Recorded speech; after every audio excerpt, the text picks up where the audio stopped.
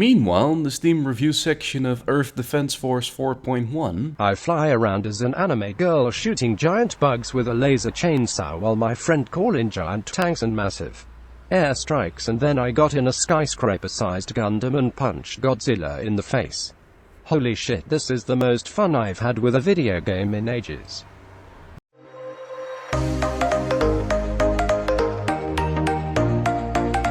TF2 YouTube fans are kind of brutal too. Like, if you look at every other channel, any other type of channel, especially variety content, right? Yeah.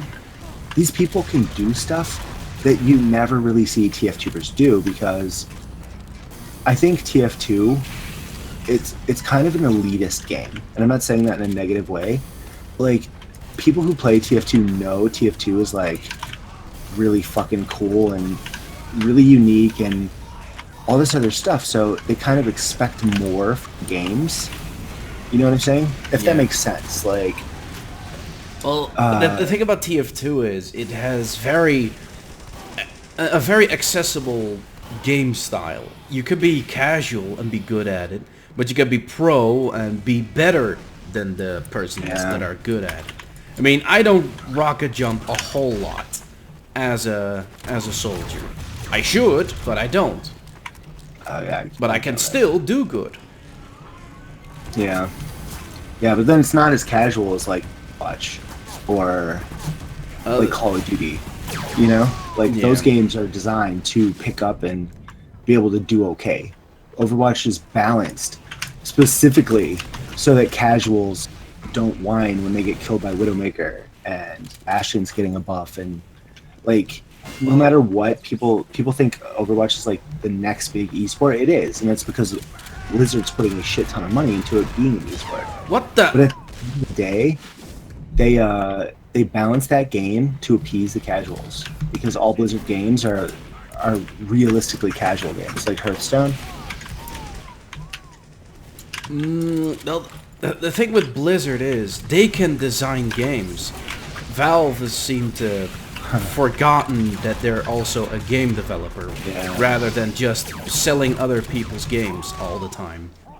Well, that's the thing, that when you're making 30% off of every single thing in the Steam store, which every single year the amount of games in the store grows, why would you waste time on a game? Like, even if they never made Half-Life 3, they're rich as fuck. Not to mention, they are, in my opinion, the best VR headset out there, you know?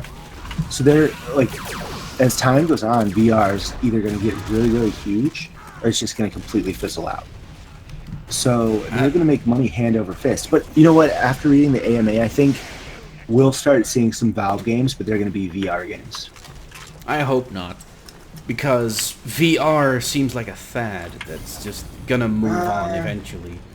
I think, honestly, once it gets bigger and more devs start making real games for it, because I have a Vive, dude. It's so cool. Like, it's amazing. It's one of the coolest things I've ever experienced game-wise, you know.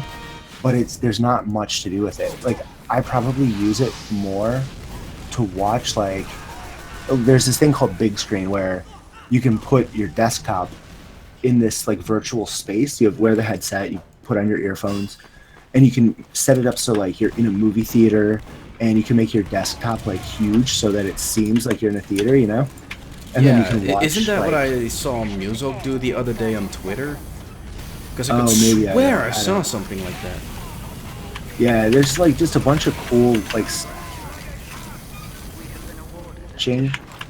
like shows or YouTube in big screen mode than I do playing VR games.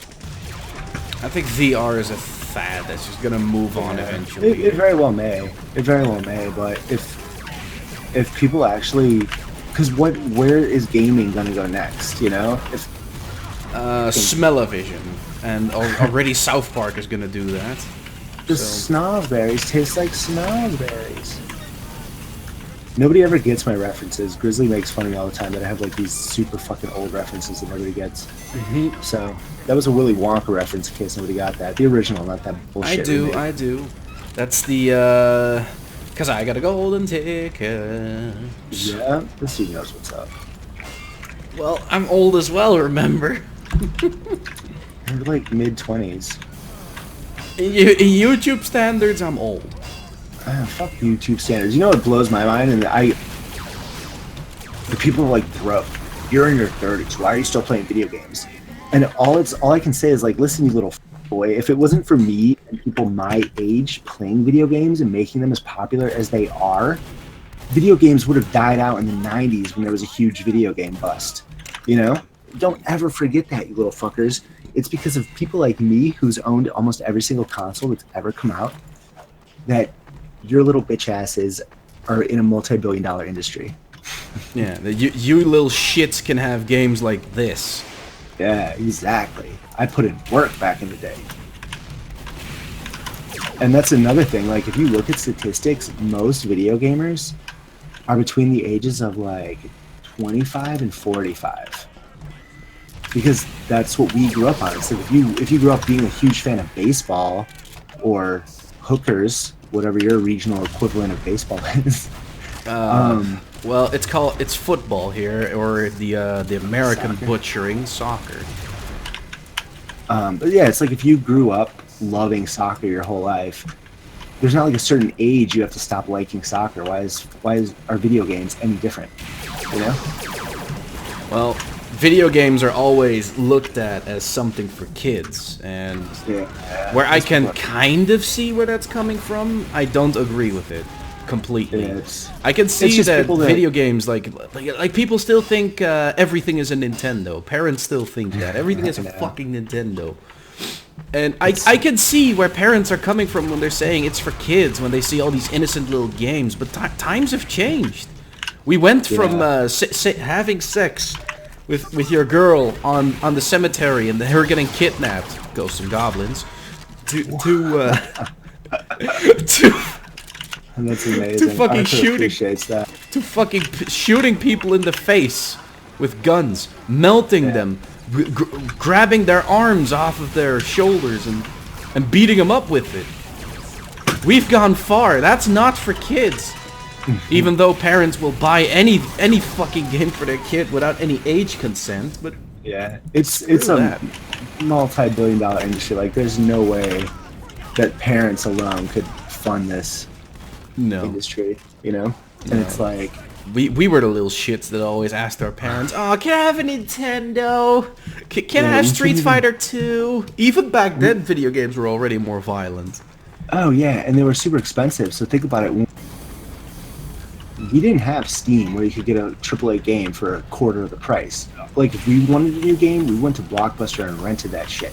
That's right, I said it. Blockbuster. Oh, jeez. Like, dude, when Nintendo came out, I was little as fuck. Like, I think, like, another system may have already been out, but that was my first thing, was the Nintendo. Mine and was the Super. Those games were still like $60 back in the day. Like, everybody complained, bucks. Dude, if they actually inflated game prices compared to today's monetary standards, we'd be paying like $150 per game. They don't do it because they know that it'll hurt them in the long run. Like, one of my buddies worked for one of the major publishers, and they would always talk about that stuff. Like, they wanted to raise the price of games, but they know that they couldn't because people already think that $60 is too much. But it's really not when you're putting in billions of dollars in production cost. I wish that games here were still $60 rather than 70. Yeah, other countries get fucked. Like, Yeah. I feel bad for Brazil the most though, because they're The like console anti-trading. prices. They cut off a lot of the Second-hand, like- yeah. world trading and stuff because everybody would fuck them, and that's what countries do. They fuck little countries, and then you can't do or say anything about it because you need the other countries, you know. But people pay like $1,500 for a PS4 there. Can you imagine $1,500?